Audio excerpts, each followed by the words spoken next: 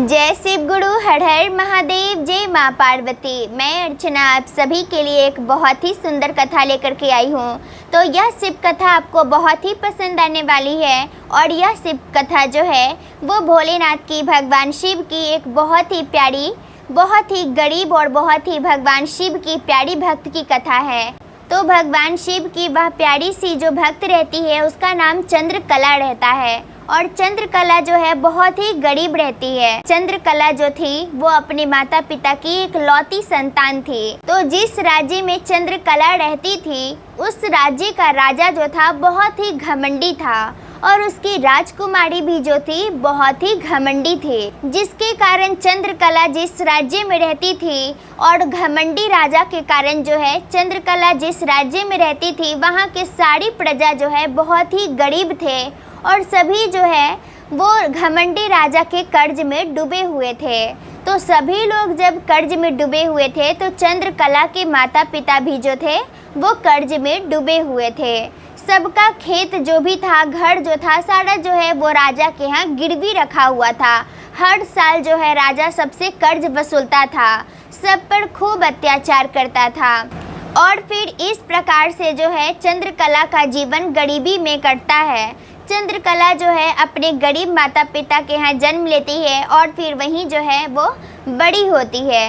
जब वो बड़ी होती है तो वो धीरे धीरे जो है वो अपनी माता पिता के सभी कामों में जो है हाथ बटाने लगती है। और फिर जब वो बड़ी होती है तो वो बहुत ही सुंदर होती है। वैसे तो चंद्रकला बचपन से ही सुंदर थी, इसलिए उसके पिता ने और उसकी माता ने जो है उसका नाम चंद्र रखा था, मतलब कि चांद जैसी सुंदर। तो चंद्रकला जो है वो बहुत ही सुंदर थी और चंद्रकला की सुंदरता से जो है वो सभी लोग अगल बगल के जो उसे देखते थे तो देखते ही रह जाते थे, वो इतना सुंदर थे। वहाँ की जो राजकुमारी थी, जो अत्याचारी राजा था, उसकी राजकुमारी भी चंद्रकला इतना सुंदर नहीं थी। और सबसे बड़ी बात कि चंद्रकला का कोई भाई तो था नहीं।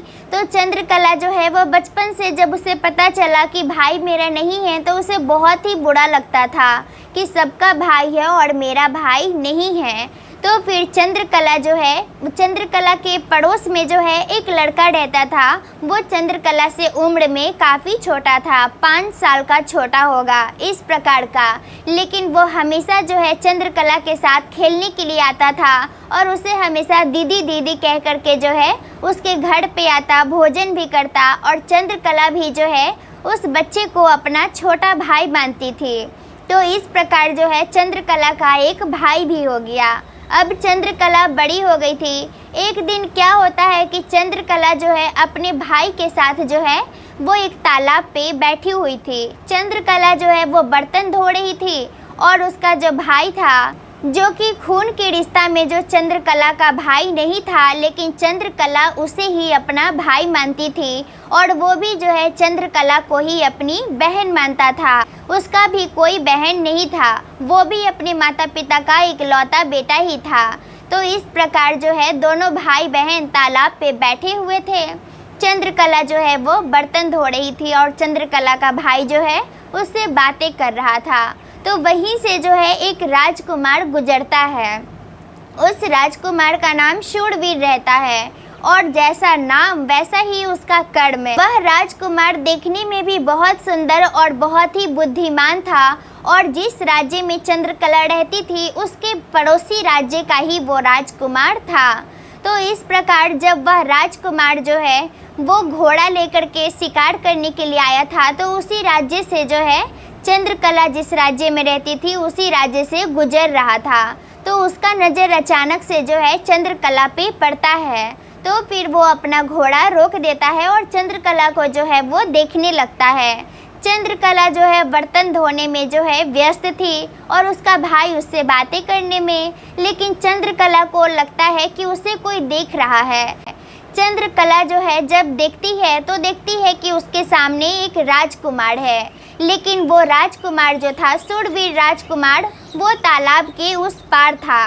चंद्रकला बर्तन धो करके अपने घर चली जाती है और वो राजकुमार भी जो है, शूरवीर राजकुमार जो है वो अपना राज्य लौट जाता है। और शूरवीर राजकुमार जो है वो अपने पिता के सामने वो अपनी इच्छा प्रकट करता है कि वो जो है वो चंद्रकला से विवाह करना चाहता है। उसे तो उसका नाम भी नहीं पता था। अब ये बात जब शूरवीर राजकुमार के पिता जानते हैं कि मेरा पुत्र जो है एक साधारण लड़की से विवाह करना चाहता है, तो फिर वो कारण पूछते हैं। अब अपने पिता के पूछने पर जो है शूरवीर बताते हैं कि चंद्रकला जो है वो बिना किसी गहने में जो है किसी राजकुमारी से कम नहीं लग रही थी, इसलिए जो है वो चंद्रकला जो है शूरवीर राजकुमार को पसंद है। लेकिन राजा बोलते हैं कि पुत्र, रूप से कुछ नहीं होता है, मुझे लगता है कि तुम्हें उसका गुण का भी परीक्षा लेना चाहिए। तो इस प्रकार जो है राजा जो शूरवीर राजकुमार के पिता रहते हैं वो एक दासी को जो है उस राज्य में भेजते हैं चंद्रकला के बारे में पता लगाने के लिए। तो वो दासी जो है पता लगा करके आती है और बताती है राजा को कि चंद्रकला एक बहुत ही अच्छी लड़की है और वो जो है उसका स्वभाव बहुत ही अच्छा है और उसके माता पिता भी जो है बहुत ही अच्छे हैं, लेकिन उसके घर में बहुत ही गरीबी है। तो फिर इस प्रकार जब राजा सुनते हैं चंद्रकला के बारे में, तो राजकुमार शूरवीर के जो पिता रहते हैं, राजा जो रहते हैं, वो विवाह के लिए मान जाते हैं। और फिर राजकुमार शूरवीर के पिता जो है वो एक संदेश भेजवाते हैं चंद्रकला के यहाँ। अब चंद्रकला के पिताजी ठहरे कितना गरीब व्यक्ति, उनको जब पता चलता है कि मेरी बेटी का विवाह का प्रस्ताव जो है वो शूरवीर राजकुमार के यहाँ से आया है, तो उनका खुशी का ठिकाना नहीं रहता है और फिर जो है वो जल्दी से हाँ बोल देते हैं। उसके बाद क्या होना था, चंद्रकला के पिताजी जो है वो अपने राज्य के राजा के यहाँ, जो कि अत्याचारी राजा था, जो कि सबको जो है वो कर्ज में डुबाए हुए था, सभी पर जो है सभी प्रजा पे अपने अत्याचार करता था। तो चंद्रकला के जो पिताजी थे वो घमंडी राजा के पास जाते हैं और वो बोलते हैं कि महाराज, राजकुमार शूरवीर मेरी बेटी से विवाह करना चाहते हैं। अब राजा जैसे ही जानता है कि क्या इस गरीब की बेटी से जो है वो शूरवीर राजकुमार विवाह करेगा, ऐसे कैसे हो सकता है, तो फिर जो है वो बोलता है ऐसा हरगिज नहीं होगा। मैं अपनी राजकुमारी का विवाह राजकुमार शूरवीर से करने के लिए बहुत दिनों से सोच रहा हूँ। अब चंद्रकला के पिता ये बात सुन करके बहुत ही उदास हो जाते हैं, लेकिन आखिर वो अपने राजा के सामने क्या कर सकते थे। तो फिर जो है इधर घमंडी राजा जो है वो अपनी घमंडी राजकुमारी के लिए जो है शूरवीर राजकुमार से विवाह करने के लिए एक संदेश भेजवाता है, लेकिन शूरवीर के पिता जो है और शूरवीर और उनकी माता सभी लोग जो है इस शादी के लिए साफ साफ मना कर देते हैं। जब ये बात का पता जो है उस घमंडी राजा, उस अत्याचारी राजा को पता चलता है कि राजकुमार शूरवीर जो है हमारी राजकुमारी से विवाह नहीं करेगा, तो वो अपना सारा रिश्ता जो है वो उस राज्य से तोड़ देता है और फिर चंद्रकला के पिता को भी बोलता है कि अगर तुम अपनी बेटी का विवाह जो है शूरवीर राजकुमार से करवाए तो तुम्हें इस राज्य को छोड़ करके जाना पड़ेगा। अब ये बात सुन करके जो है चंद्रकला के पिताजी बहुत ही परेशान हो जाते हैं, उन्हें समझ नहीं आता है कि आखिर वो क्या करे। तो फिर वो फैसला करते हैं कि वो इस राज्य को छोड़ करके चले जाएंगे, लेकिन अपनी बेटी को जो है वो दुख में नहीं देखेंगे। और इस प्रकार से जो है चंद्रकला के पिताजी अपनी पुत्री का विवाह जो है वो राजकुमार शूरवीर के साथ करने का फैसला कर लेते हैं। और चंद्रकला के पिताजी जो है चंद्रकला को ये बताते भी नहीं हैं कि चंद्रकला का विवाह जो है अगर शूरवीर राजकुमार के साथ हुआ तो फिर उन्हें जो है घर से राजा जो है निकाल देगा, उन्हें राज्य से जो है राजा निकाल देगा। फिर क्या राजकुमार शूरवीर का और चंद्रकला का विवाह हो जाता है। अब चंद्रकला जो एक गरीब घर से जो है वो महल में जाती है और वो जो है एक रानी बन जाती है। फिर चंद्रकला जो है वो अपने महल में रहने लगती है और इधर जो है जैसे ही विवाह चंद्रकला का हो जाता है तो चंद्रकला के माता पिता को जो है उस राज्य को छोड़ करके जाना पड़ता है। अब चंद्रकला के माता पिता जब राज्य को छोड़ करके जा रहे थे तो चंद्रकला के जो भाई था वो देखता है कि अरे काका काकी जो है दोनों क्यों जा रहे हैं ये घर छोड़ करके, जो है अपना ही घर छोड़ करके। अब वो बेचारा तो बच्चा था, उसे तो पता नहीं था कुछ भी। और फिर चंद्रकला के पिता से पूछता है कि काका आप जो है अपना घर छोड़ करके क्यों जा रहे हैं। ये बात सुन करके जो है चंद्रकला के पिता के आंखों में और चंद्रकला की माता के आंखों में जो है आंसू आ जाता है, इसलिए क्योंकि वो भी जो है चंद्रकला के भाई को अपने बेटा जैसा ही मानते थे, क्योंकि हमेशा वो चंद्रकला के साथ खेलता कूदता रहता था और चंद्रकला के घर पे आकर उसके साथ भोजन भी करता था। भले ही वो चंद्रकला का अपना भाई नहीं था, मतलब कि उसका खून का रिश्ता नहीं था, लेकिन अपना भाई से कम भी नहीं था। लेकिन चंद्रकला के भाई के पूछने पर जो है चंद्रकला के माता पिता उसे कुछ भी नहीं बताते हैं और फिर जो है वहाँ से आगे बढ़ते हैं। उस राज्य को छोड़ करके जब जाने लगते हैं तो वो चंद्रकला के राज्य से गुजरने लगते हैं। अब वो दूर से ही उन्हें जो है अपनी बेटी का महल दिखाई देता है, तो वो दूर से ही जो है अपनी बेटी को सदा सुखी रहने का आशीर्वाद दे करके वहाँ से आगे बढ़ते हैं। अगर चंद्रकला के माता पिता चाहते तो वो अपनी बेटी के राज्य में बड़े ही आराम से रह सकते थे, लेकिन वो ऐसा नहीं करते हैं और फिर जो है वो दर दर भटकने लगते हैं। जंगल से जंगल जो है, जंगल में ही जो है वो भटकने लगते हैं, एक जंगल से दूसरे जंगल, कि कहीं ना कहीं उन्हें रहने का जगह जो है वो मिल ही जाएगा। इस खोज में ही वो भटकते रहते हैं। और फिर इधर चंद्रकला के भाई को जो है वो बिल्कुल भी अच्छा नहीं लगा कि चंद्रकला के माता पिता जो है इस राज्य को छोड़ करके चले गए।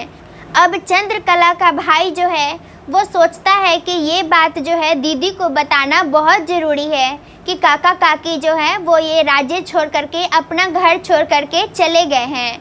और फिर इस प्रकार जो है वो अपने माता पिता को बताता भी नहीं है कि वो दीदी के पास जा रहा है, चंद्रकला के पास जा रहा है। और वह दौड़ते दौड़ते जो है वो चंद्रकला के राज्य में पहुंच जाता है। और फिर चंद्रकला का भाई जो है चंद्रकला के महल के पास आ जाता है। वहाँ पे द्वारपाल जब खड़े रहते हैं तो वो देखते हैं कि अरे ये कौन बच्चा है, तो फिर वो बोलते हैं देखो तुम महल में नहीं जा सकते हो। तो ये देख करके जो है चंद्रकला का भाई बोलता है कि ये महल जो है मेरी दीदी का है, और अगर उन्हें पता चला कि तुमने जो है मुझे महल में नहीं जाने दिया तो वो तुम्हें बहुत बड़ी सज़ा देंगी। लेकिन द्वारपाल जो है चंद्रकला के भाई को अंदर जाने नहीं देता है, क्योंकि सभी को तो यही पता था कि चंद्रकला का कोई भाई है ही नहीं। तो फिर इस प्रकार जो है चंद्रकला के भाई को जो है द्वार पे ही द्वारपाल रोक देते हैं। चंद्रकला का भाई जो है वो वहीं से दीदी दीदी जोर जोर से चिल्लाने लगता है। चंद्रकला जो है वो अपने कक्ष में बैठी हुई रहती है और अपने माता पिता के बारे में ही सोच रही थी। तो अचानक से चंद्रकला को जो है अपने भाई का आवाज़ सुनाई देता है, तो फिर वो हैरान रह जाती है और फिर वो सोचती है कहीं मैं सपना तो नहीं देख रही हूँ। लेकिन बार बार चंद्रकला का भाई दीदी दीदी कह करके जो है चिल्ला रहा था। चंद्रकला को विश्वास हो जाता है कि उसका भाई आया हुआ है, और फिर इस प्रकार से चंद्रकला अपनी भाई की आवाज़ सुन करके दौड़ते हुए जो है वो नीचे आती है और फिर द्वारपाल को बोलती है कि ये मेरा भाई है, तुम लोगों ने इसे रोक कर क्यों रखा है। और अपने भाई को जो है वो गले से लगाती है और उसे अपने कक्ष में लेकर के जाती है। चंद्रकला का भाई जो है उसे पूरा घटना बता देता है कि उसके शादी के बाद जो है कैसे अगले ही दिन जो है काका काकी जो है चंद्रकला के माता पिता वो राज्य को, अपने घर को छोड़ करके जो है वो चले गए हैं। अब ये बात जब चंद्रकला को पता चलता है तो उसका रो रो करके बहुत ही बुरा हाल हो जाता है। और चंद्रकला का रोने का बात जो है वो राजकुमार शूरवीर को पता चलता है, राजा को पता चलता है, रानी को पता चलता है, सबको पता चलता है। तो सभी लोग जो है वो बहुत ही परेशान हो जाते हैं। वो सोचते हैं कि चंद्रकला के माता पिता को आखिर ढूंढा कहाँ जाए। अब इस प्रकार चंद्रकला को रोते हुए देख जो है सभी लोग महल में परेशान हो जाते हैं। तो शूरवीर राजकुमार के पिताजी जो रहते हैं, राजा जो रहते हैं, वो शूरवीर को बोलते हैं, अपने राजकुमार को बोलते हैं कि तुम्हें जो है वो चंद्रकला के माता पिता को ढूंढना होगा। फिर क्या होना था, राजकुमार शूरवीर जो है वो तैयार हो जाते हैं और फिर जो है वो ये निश्चय कर लेते हैं कि अब वो चंद्रकला के माता पिता को लेकर ही आएंगे। और फिर वो अपने घोड़े पर जो है वो खुद बैठ जाते हैं और फिर जो है चंद्रकला के भाई को भी बैठा लेते हैं। और फिर चंद्रकला के भाई को जो है उसके घर पहुंचा करके चंद्रकला के माता पिता को ढूंढने के लिए निकल पड़ते हैं। और फिर इस प्रकार राजकुमार शूरवीर भी जो हैं बहुत ही परेशान हो जाते हैं, लेकिन चंद्रकला के माता पिता का कहीं भी पता नहीं चलता है। अब इधर जो है चंद्रकला भगवान शिव को प्रार्थना करती है कि हे भोलेनाथ, मेरे माता पिता को कुछ भी नहीं होने देना। तो फिर इधर देवादिदेव महादेव जो हैं एक साधु के रूप में जो है वो बैठे हुए रहते हैं एक पेड़ के नीचे। और फिर वहीं से जो है राजकुमार शूरवीर गुजरता है। अब राजकुमार शूरवीर का नज़र जब साधु बाबा पे पड़ता है, राजकुमार शूरवीर अपना घोड़ा वहाँ पे रोक देते हैं और फिर जो है वहीं पे जो है वो उतर जाते हैं अपने घोड़े पर से और फिर साधु बाबा के पास जाकर के उन्हें प्रणाम करते हैं, जो कि साक्षात देवादिदेव महादेव थे। तो फिर जो है वो प्रणाम करते हैं, राजकुमार प्रणाम करते हैं साधु बाबा को और बोलते हैं कि बाबा, क्या आपने इस रास्ते से 2 सजीव प्राणी को जाते देखा है? तो वो बोलते हैं कि हाँ बेटा, वो बहुत ही परेशान थे, इधर ऐसे ही कुछ 3-4 घंटा पहले मैं देखा था। तो फिर जब ये बात सुनते हैं तो फिर राजकुमार शूरवीर बाबा को प्रणाम करते हैं और वहाँ से जो है वो आगे बढ़ते हैं। अब जब राजकुमार शूरवीर आगे बढ़ते हैं तो उन्हें जो है चंद्रकला के माता पिता जाते हुए कड़ी धूप में दिखाई पड़ते हैं।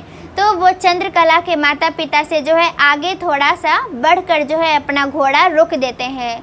इधर चंद्रकला के माता पिता जब देखते हैं तो वो हैरान रह जाते हैं कि आखिर शूरवीर राजकुमार हमें ढूंढने के लिए इतना दूर तक भी आ सकते थे, हमें तो विश्वास नहीं था। चंद्रकला के माता पिता ऐसा सोचते ही हैं कि इतना में ही जो है वो राजकुमार शूरवीर अपने घोड़े पर से उतरकर अपने जो है सास ससुर को प्रणाम करता है और वह बोलता है कि आप लोग आखिर इस तरीके से यहाँ पर क्यों भटक रहे हैं। तो फिर चंद्रकला के माता पिता सारा घटना जो है वो बताते हैं कि कैसे जो है हम अपने राजा के, अपने घमंडी राजा के जो है वो कर्ज के तले दबे हुए थे, इसलिए हमें राज्य छोड़ कर के जो है आना पड़ा। और फिर वो हमें अपने राज्य में तो रखने के लिए तैयार था, लेकिन वो घमंडी राजा जो है एक शर्त रखा था कि मैं अपनी बेटी का, मैं अपनी चंद्रकला का विवाह आपसे ना होने दूं। तो राजकुमार बोलते हैं कि आपको इस तरीके से भटकने की कोई आवश्यकता नहीं है। और फिर महल में चंद्रकला को जब से पता चला है कि आप जो है इस तरीके से भटक रहे हैं, आप जो है वो राज्य से निकाल दिए गए हैं, तो उसका रो रो कर जो है वो बुरा हाल है। अब जैसे ही ये बात जो है चंद्रकला के माता पिता सुनते हैं कि उनकी बेटी बहुत ही परेशान है, उसका जो है वो रो रो कर के बुरा हाल है, तो वो राजकुमार से बोलते हैं कि ठीक है राजकुमार, हम आपके साथ चलने के लिए तैयार हैं आपके राज्य में, लेकिन मेरी एक शर्त है कि हम आपके रिश्तेदार की तरह अपना जीवन व्यतीत नहीं करेंगे। हम जैसे कि अभी तक एक साधारण जीवन जीते आए हैं, उसी तरीके से हम अपना बाकी का जीवन भी है साधारण रूप से जीना चाहते हैं। तो राजकुमार जो है चंद्रकला के माता पिता की बात मान लेते हैं और फिर चंद्रकला के माता पिता को जो है वो अपने राज्य में लेकर के चले आते हैं। अब चंद्रकला जब अपने माता पिता को देखती है तो वो बहुत ही खुश होती है और देवादिदेव महादेव को बहुत बहुत धन्यवाद करती है। और फिर इस प्रकार जो है राजा जो रहता है, शूरवीर राजकुमार के पिताजी जो रहते हैं, चंद्रकला के ससुर जो रहते हैं, वो चंद्रकला के माता पिता का बहुत स्वागत करते हैं और फिर जो है उनके लिए अपने राज्य में एक छोटा सा घर बनवा देते हैं। उसी में चंद्रकला के माता पिता जो है एक साधारण रूप से जीवन व्यतीत करने लगते हैं। अब इस बात का पता जो है उस घमंडी राजा को पता चलता है जिस राज्य में चंद्रकला रहती थी। उस घमंडी राजा को जब पता चलता है कि चंद्रकला जो है अपने माता पिता को अपने राज्य में ही शरण दी है, तो फिर वो बहुत ही गुस्सा करता है। और जब उसे चंद्रकला के भाई के बारे में पता चलता है कि यही जो है जाकर के बताया है चंद्रकला को कि हम उसके माता पिता को जो है वो निकाल दिए हैं अपने राज्य से, तो फिर जो है वो चंद्रकला के भाई को सज़ा देता है कि वो घर से बाहर नहीं निकलेगा। ये सज़ा पा करके चंद्रकला का भाई जो है बड़ा ही परेशान हो जाता है। अब वह बेचारा बच्चा जो कि अगल बगल के बच्चों के साथ खेलता कूदता रहता था, अब उसके लिए तो घर से नहीं निकलना एक पिंजरे में रहने के बराबर ही हो जाता है। तो फिर इस प्रकार जो है चंद्रकला का भाई जो है बहुत ही परेशान होता है और उसके माता पिता भी बहुत ही परेशान हो जाते हैं, लेकिन आखिर वो कर भी क्या सकते थे। ये तो राजा का आदेश था तो वो कुछ भी नहीं कर सकते थे। इधर घमंडी राजा सोचता है चंद्रकला के ससुर के बारे में, जो राजकुमार सूरवीर के पिताजी रहते हैं उनके बारे में सोचता है कि हम चंद्रकला के माता पिता को जब अपने राज्य से निकाले तो उसे जो है अपने राज्य में वो शरण दे दिया।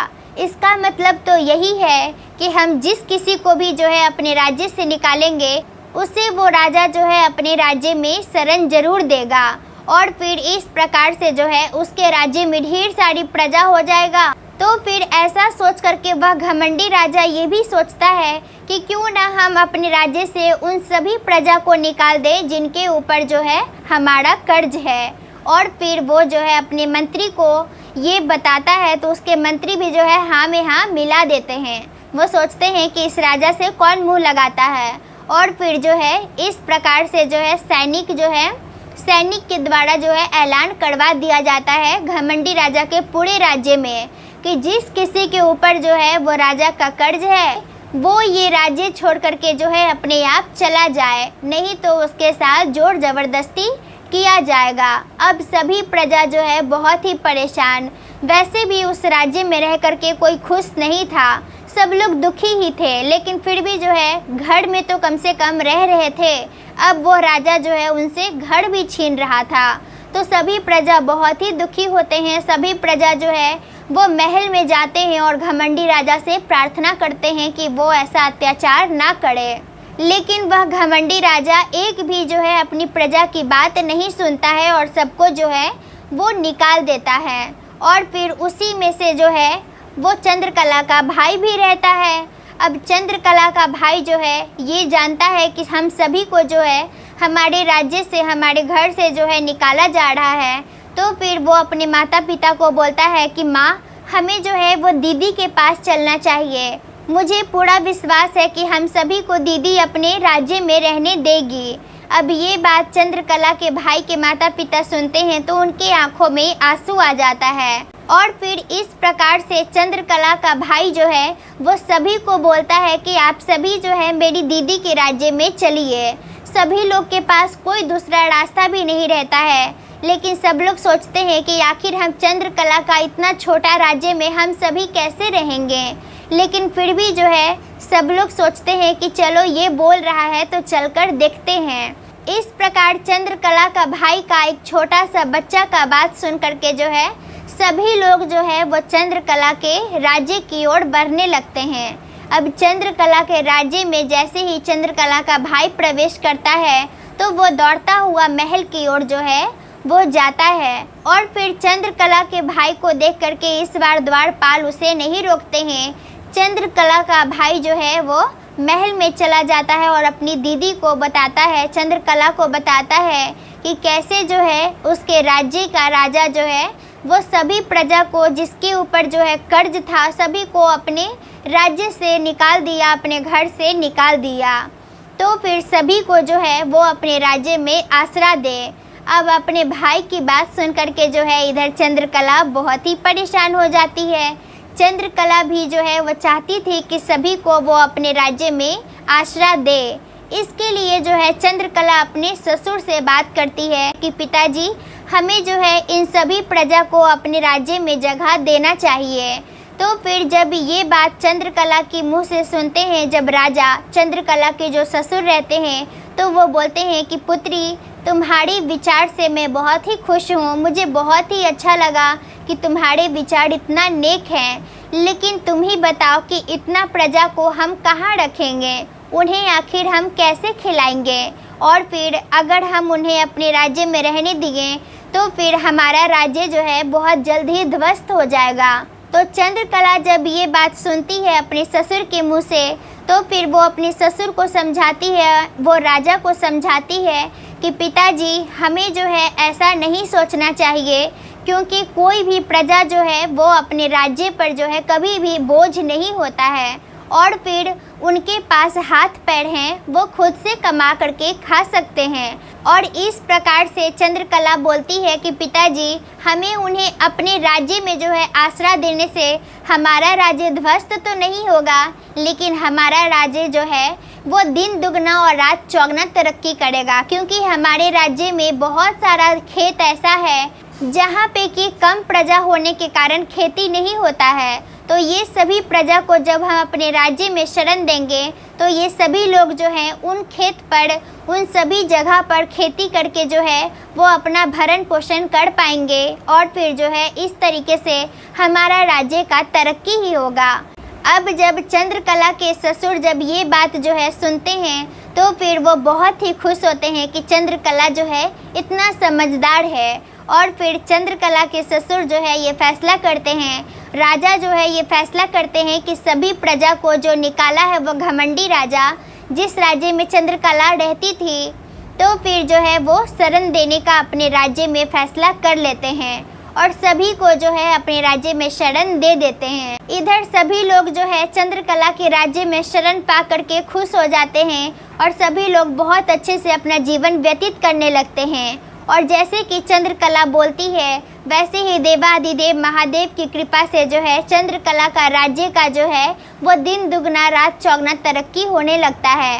चंद्रकला के राज्य में सभी प्रजा बहुत ही खुशी से जीवन व्यतीत करने लगते हैं और चंद्रकला का राज्य जो है वो बहुत ही धीरे धीरे बड़ा बन जाता है और फिर सभी लोग बहुत ही सुखी रहने लगते हैं। और इधर जो घमंडी राजा था उसका राजकुमारी का विवाह जो है एक बहुत ही मामूली इंसान से होता है, मतलब कोई भी राजकुमार से नहीं होता है, एक साधारण सा घर में होता है। और फिर जो राजा था, घमंडी राजा था, वो जो है अब किसानी का काम करने लगा था और उसका सारा मंत्री जो है वो भी किसानी का काम करने लगा था, क्योंकि उसके राज्य में तो बहुत सारा खेत थे लेकिन प्रजा था ही नहीं किसानी करने के लिए। और फिर इस प्रकार उस घमंडी राजा का महल जो है जैसा था वैसा ही रह गया, उसका गद्दी जो है वो खाली ही रह गया, उसके ऊपर बैठने वाला कोई नहीं था, क्योंकि वो घमंडी राजा को जो है वो खेती बगादी करने से जो है फुर्सत ही नहीं मिलता था।